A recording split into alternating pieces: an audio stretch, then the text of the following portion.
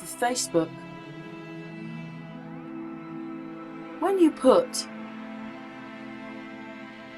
this subject into Facebook, you can see quite a lot of information that people are putting on.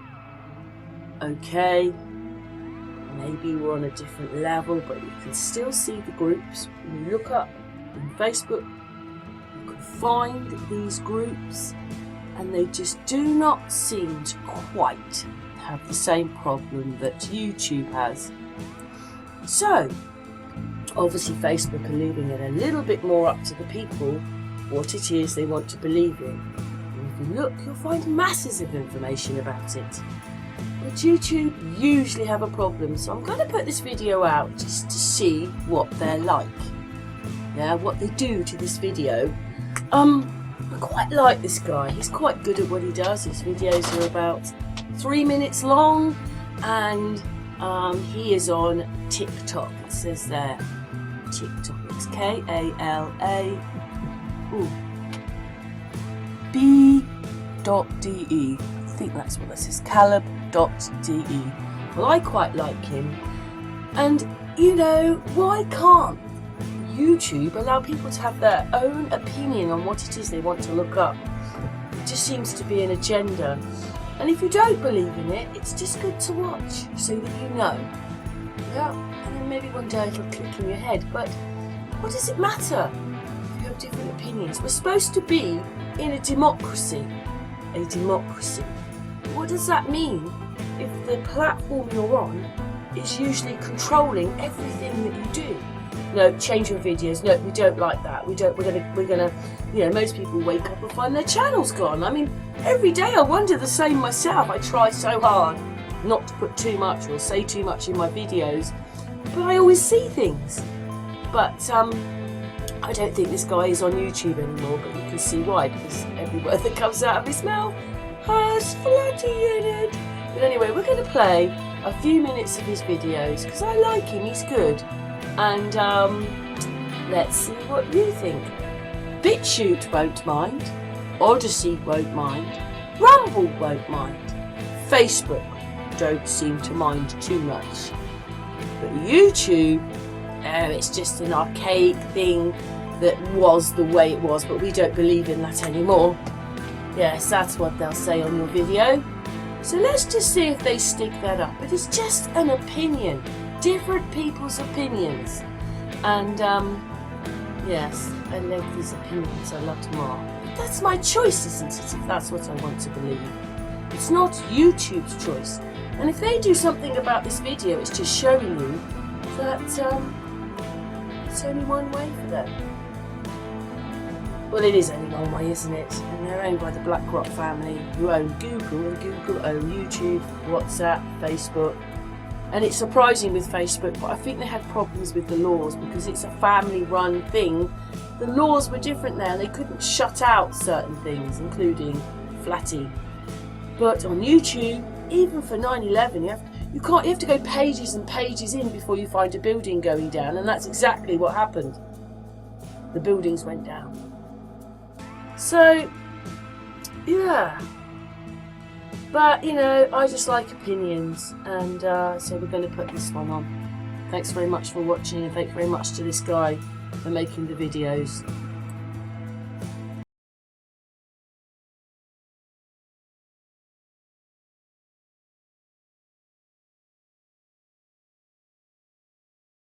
Not called the Van Allen belts, just like the science community is trying to perpetuate now. They're trying to say that there's an impenetrable barrier in the sky, but it's not the firmament. It's the Van Allen belt. No, it's the firmament. They tell you the truth in the patents, in the papers, in the documents. They just hope that you won't go reading them. Me, I'm gonna continue reading these patents, and I'm gonna find the truth. And I'm gonna keep exposing it, just like I'm doing on my podcast. If you want to check it out, link tree in my bio. We talk about a lot of things that could never talk about on here. You are definitely gonna find this a little bit odd if you critically think enough. So we all know the brightest object in the sky is the sun.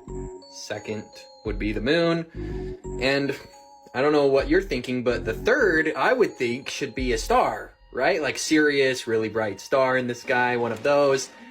Definitely not a planet, because a planet is supposed to be a rock, and how could that be brighter than a sun that is emitting light, right? Venus.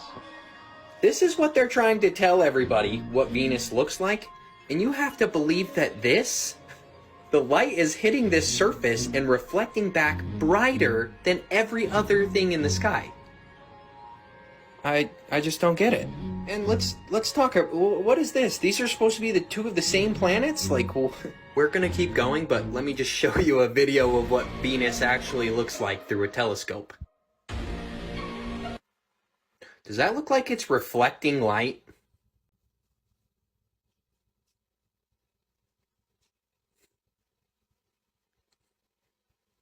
Third, Jupiter. Let's keep going. Mars, Mercury, and then Sirius. You have to believe that these rocks that are supposed to be orbiting us are all reflecting light back to us, which just doesn't even account for the inverse square law of light. If you look into that, every time you double the distance of a luminary, it becomes a fourth of the brightness, but don't mind that when we're talking about, then that's when emitting light. That's not reflecting light. Anyway, the same people that told you this makes sense produced this image for you. Yes, this is an actual image from NASA that they expected everybody to think was real. And unless you're new here, you should know, I don't believe in planets. Minus the T. That's why NASA says T minus. Take the T out of Satan and spell NASA. But no, I don't believe in any planets at all. There's no planets in the sky. We're not on a planet. I think that every single person on this earth should remove that word from their vocabulary, honestly. We're on a plane, dude. A plane, an infinite plane that could go on forever for all we know if we were allowed to go past the Antarctic wall, but water suggests this. This is a really easy way to deduce in your head that the Earth's flat. The surface is 70% water. And you think water can do this, when we have laser experiments proving over hundreds of miles that water does not do this. I want to preface the next words that are going to come out of my mouth with this. This is going to sound crazy, but what if I told you the World Cup had attributes to it that actually suggested that the Earth is flat? I know what you're thinking. That is the most illogical bullshit I've ever heard in my entire life. But allow me to explain. It wasn't that they were kicking around a ball that suggested that the Earth was flat. It was the flight home. And for all the people that are seeing this that aren't familiar, let me give a little bit of context. There's a lot of emergency flight path landings that don't make sense if the Earth is a ball spinning around the sun or spinning at all. Take this flight for example. From Argentina to India, and they emergency landed in Amsterdam. Right on the line. For some reason, flights just make more sense on flat Earth. It's like the Earth's flat. But again, yeah, this one's pretty bad. This one's pretty bad for the heliosexuals. From Auckland to Los Angeles is where they emergency landed. This is what it looks like on the globe. They were trying to go to Lima, Peru. Instead of flying on the bottom side of the ball, they went thousands of miles above the equator. And you look at it on the flat Earth model. Now, let's relate this logic back to the World Cup flight home. Argentina landed in Rome with World Cup trophy. Argentina had a short layover at Rome's airport before continuing their flight to Buenos Aires. There's a little bit more information on the flight, and you'd think if these guys were flying from Doha to Buenos Aires, there's no way that they would go the opposite direction of where they were going, right? You're telling me these guys went the opposite direction? That's exactly what they're trying to say. They're literally... every flight. Flight paths, planes, it doesn't really matter. Once you get into the sky, it's a great proof that the ground below you isn't spinning. Take this plane right here, the SR-71. This thing's top speed is 2,200 miles an hour, meaning it goes 2,200 miles in 1 hour. How much curvature do you think is over 2,200 miles on a ball that has a circumference of 24,000? A pretty good amount of mileage, probably. Here, let me tell you exactly. This plane would have to drop 9.5 miles every 60 seconds. Meaning it would also have to drop 836 feet per second to stay at the same altitude if the Earth's surface were curved. Because think about it, it would fly off into space if this wasn't the case. Maybe the Earth is a level plane. Think about it. And if you want to think about more subjects other than this, check out my podcast. I've been getting a lot of messages from people saying, okay, Caleb, I get it. I've seen your videos. I've seen the evidence. The Earth is flat. And I understand that, but now they don't know how they're going to coexist with all the heliosexuals that surround them and their family and friends.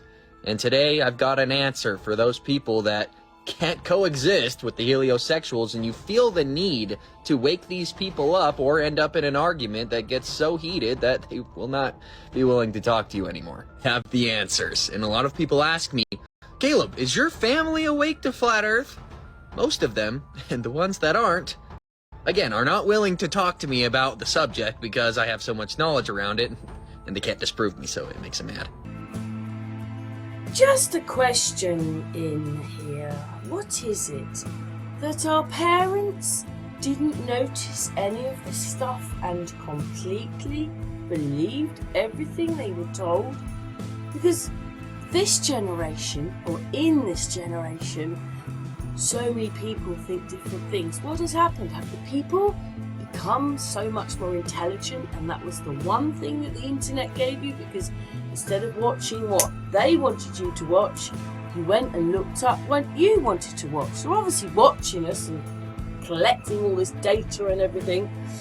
And, some people believe they can watch you through your computers, looking at a black screen.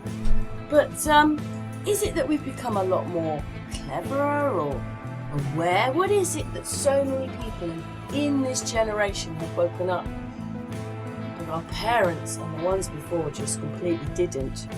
What do you think that's all about? Or do you think they were awake? My family weren't, but what's your thoughts on that? We don't believe the Earth is a disk out in space. We don't believe in space. Fact that eclipses are on a Saros cycle, which is approximately like every 18 years, 10, 11, or 12 days, suggests maybe the sky above us is like a clock. The sun creates a 24-hour day cycle, the moon creates a month. Oh, and all of our ancestors were flat earthers. They depicted it to be flat. Joe saw my video. For those of you who don't know, Joe here is a huge TikTok creator. 21 million followers. You've probably seen his videos before on the For You page. He made a video calling out flat earthers, saying, no. Lunar eclipses prove the Earth has curvature. Seasons suggest that the Earth is a ball. And I made my 3-minute response video replying. And somehow, through all the notifications that he gets, it actually got to him and he watched the video. You also say all of our ancestors were flat earthers. Yeah, you're figuring it out. You're getting it. All of our ancestors were flat earthers. None of them had cell phones, but they drew pretty much the exact same picture, with a flat Earth with a firmament over our heads. And then his next question, the dying question to prove the Earth is a ball. Eratosthenes. Eratosthenes is thought to have found the circumference of the Earth through sticks and shadows. But what a lot of people overlook is that the fact that the shadows were created could have also been because the sun is local and small.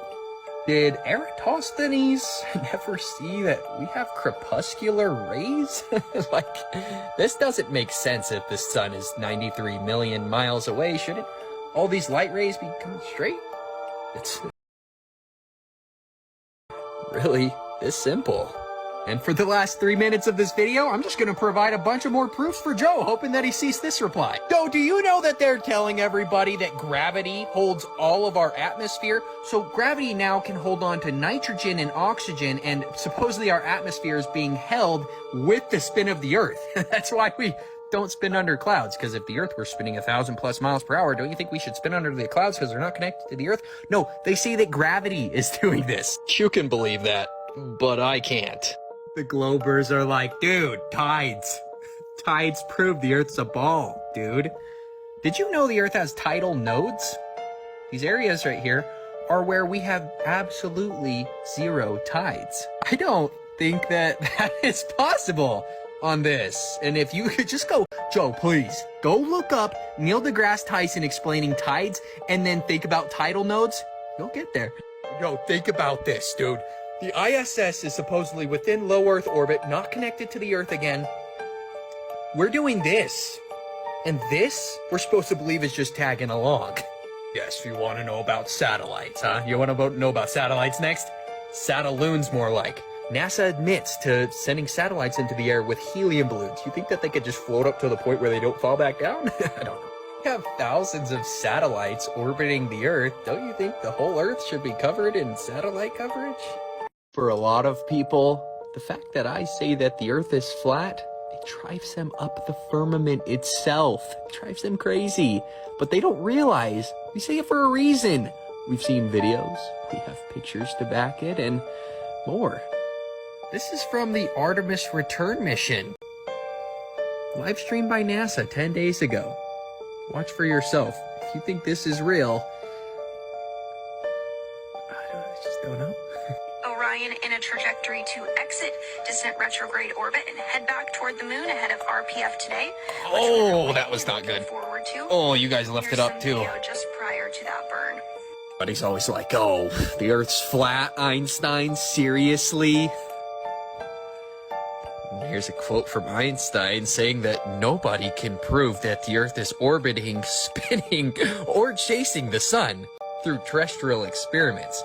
If the Earth is orbiting the sun at 66,616 miles an hour and going 4.5 million miles a year, 500,000 miles an hour through space, I think it would be easy to prove. NASA?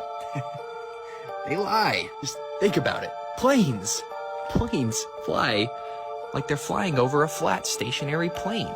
Just think about it. If the Earth were spinning 1,000 miles per hour eastward, if a plane were flying south to north, wouldn't they have to account for that to get to their destination? Like, think about it. Every single flight path from the southern hemisphere to the southern hemisphere crosses the equator into the northern hemisphere thousands of miles.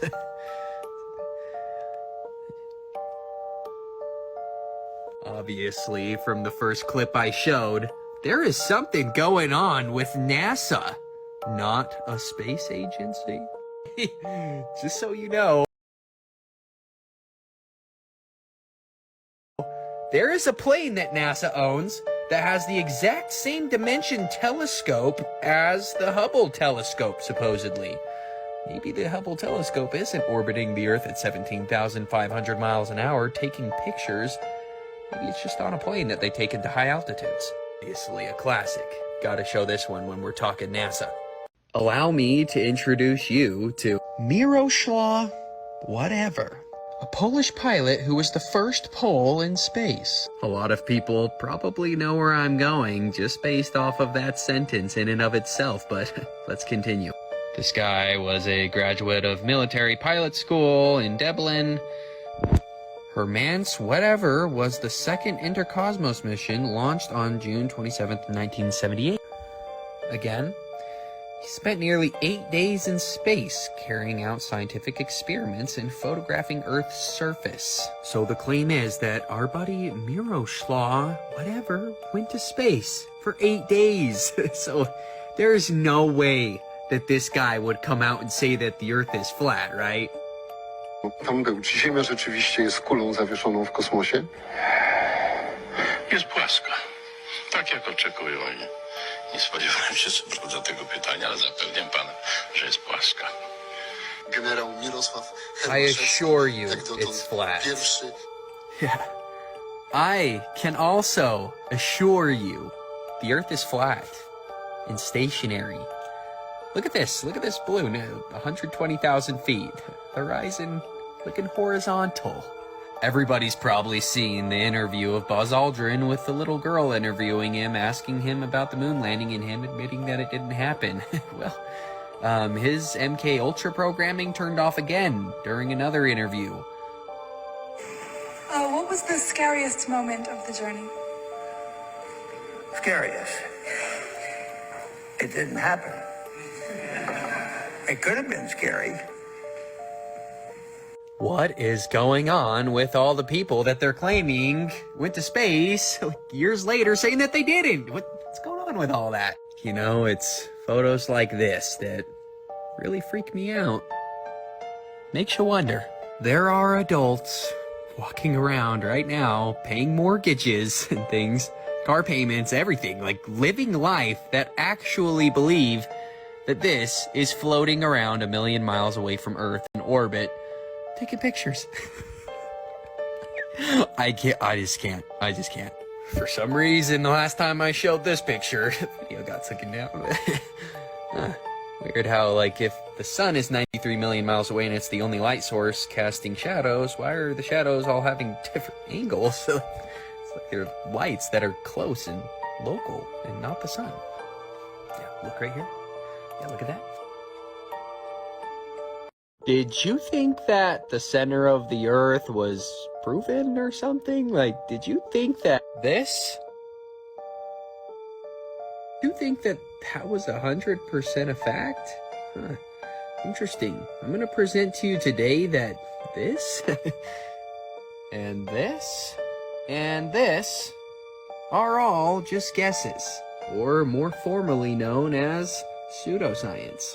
I started researching. How do we know the center of the Earth? How do we know that it's made of iron and other contents that cause magnetism at the North and South Pole? The deepest hole within the U.S. is the Bertha Rogers gas well in Oklahoma at 32,000 feet, 6 miles deep. But the deepest hole known on the Earth is on the Kola Peninsula in Russia, near Murmansk. Talking 8 miles deep. Pretty far. Remember, the farthest that we've physically seen with our eyes is 8 miles. How deep's the crust? The crust is 6 to 40 miles. And they're claiming the core is 1,850. So immediately what you should be asking is, how do we know the rest? How do we know what the inside of the Earth looks like? Scientists rely on seismic waves, shock waves, generated by earthquakes and explosions. What they're telling you is they're looking at a graph going up and down on a seismometer, depending on the layer that it's going through as far as a medium, and that figured out the rest. Wow. Weird thing, though. Keeps popping up every time you look at this. For some reason, they feel the need to defend the shape of the Earth constantly, but don't provide any proof. And by the way, whoever wrote this article, this is an error right here. That needs to be image. I don't know why you're saying photograph. It's admitted there's no photographs of the Earth as a whole. You may ask me, okay, smart guy, well then what's at the center of the Earth? I don't participate in pseudoscience, are you kidding me? I don't know what's at the center of the Earth. Or it could be on a topographical plane that goes on forever. Who knows if there's a core? Who's to say there is one? I don't know. By the way, as those guys were digging the 8 miles down, they were trying to guess what each layer was, and they were wrong every single time. Now, I don't know about you, but